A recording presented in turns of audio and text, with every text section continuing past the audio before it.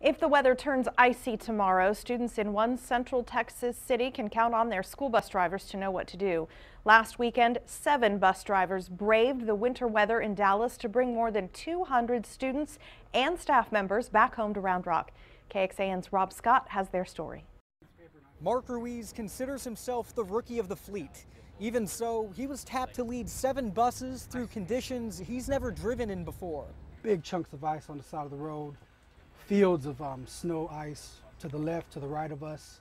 And as we progressed on to Fort Worth furthermore, it just got worse and worse. Ahead of Mark was the district's transportation director with a plan in place, going ahead of the pack.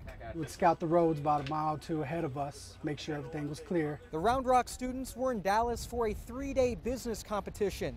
But when it came time to go home, their charter bus was nowhere to be found due to the weather. We were ready to go home.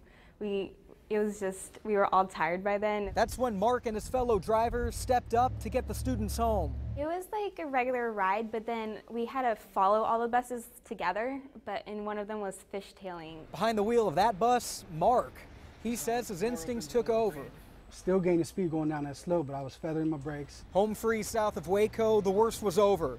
364 miles later, Mark's now ready for whatever's thrown his way.